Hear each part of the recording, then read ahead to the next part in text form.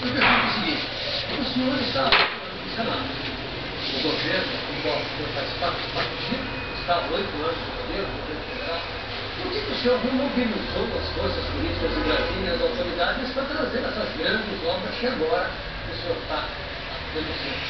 Não, não certo.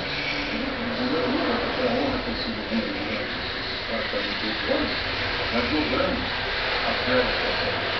Nós criticamos o repasse para a alimentação para a mulher.